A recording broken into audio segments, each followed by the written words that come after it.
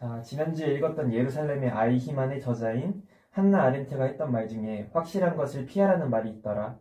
이번 책 초반에서 저자가 지적한 세상을 구성하고 있는 요소들을 확실한 분야로 나누려는 학자들의 모습을 보고 이 말을 해줄 수 있을 것 같아.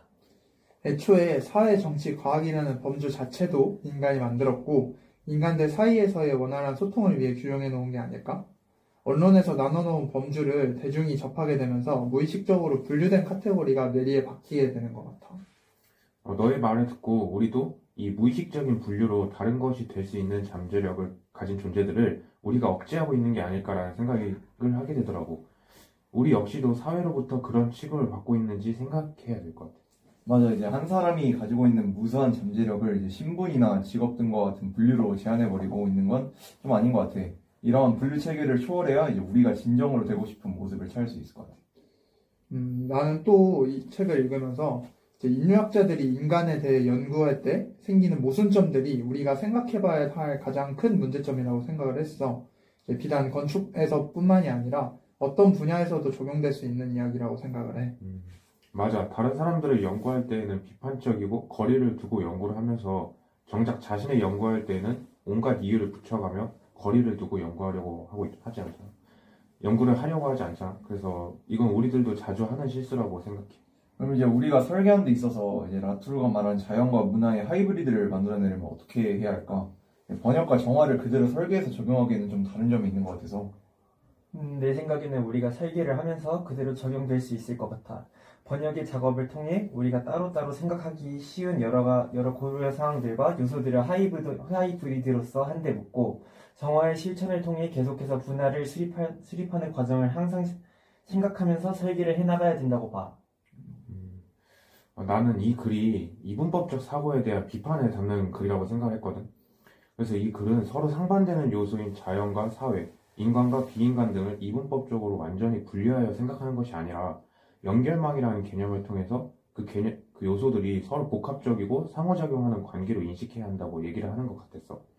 그래서 나는 이 글을 읽으면서 우리도 설계를 하면서 이분법적 사고로 인해 놓치고 있는 점이 있는 게 아닌지 서로 고민해보면 좋을 것 같다고 생각했어.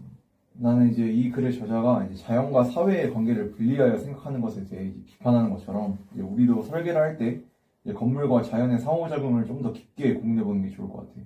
우리는 이제 설계를 하면서 이제 인간의 효율성을 중심으로 설계를 하다 보니 이제 비인간적인 요소인 이제 자연을 놓칠 때가 좀 있는 것 같아.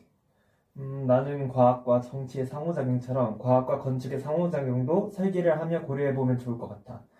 과학기술의 발전이 단지 과학에서만 머무는 것이 아니라 건물의 구조 기술 발전, 새로운 자재의 개발, 친환경 에너지 사용 등 건축학으로도 이어진다고 생각을 했어.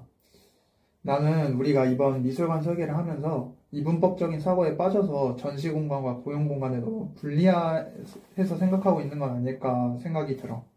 전시 공간은 조용하고 차분하고 독립적인 존재를 인식해서 오히려 공용 공간과의 연결이 단절된 설계를 하게 되는 건 아닌지, 그런 구성이 되려 미술관 이용자들에게 불편함을 주는 건 아닐지 좀 고민해 볼 필요도 있을 것 같아. 마지막으로 나는 이제 이 책을 읽고 이제 라투르가 인간과 비인간의 경계를 없애는 네트워크를 강조하는 것이 좀 인상 깊었어. 현대 사회에서도 이제 인터넷의 등장으로 네트워크라는 개념이 생기면서 서로 다른 사람들과의 물리적 경계를 좀 없애버렸잖아. 근미래 아니 이제 현재 진행형으로 이제 기술이 더욱 발전해서 더 큰 규모로의 네트워크 형성이 금방 상용화될 것이라고 나는 생각해. 맞아. 이제는 인간 사이의 네트워크를 넘어서 사회와 기술이 결합된 새로운 환경으로 만드는 네트워크 시스템이 많이 구축될 것 같아. 조금 전이긴 하지만 IoT라는 사물 인터넷 기술이 한창 발전했었고 요즘 나오는 전자제품들 같은 경우에는 서로 호환이 많이 되면서 활용도가 높아진 것이 예시로 볼 수 있다고 봐. 나는 이걸 좀 건축적으로도 연결시킬 수 있다고 생각해. 스마트 건축이라는 말이 있듯이 건축 공간 내 사용자의 행동을 분석하고 환경을 조성해서 사용자와 공간, 그리고 기술 사이에 끊임없는 상호작용이 일어나게 만들어서 하나의 건축물이 복합적인 네트워크 공간으로 형성될 수 있다고 봐. 나도 그렇게 생각하는 게 현대 건축은 이분법적인 사고에서 벗어나서 인간과 자연, 기술이 서로 상호작용하는 공간을 창조하기에 기존 건축과 다르다고 생각해. 그렇기에 우리 현대의 건축가들은 이제 단순히 구조물을 짓는 작업이 아니라 복합적인 네트워크를 만들어내는 엔지니어적인 면모도 가져야 할 것 같아.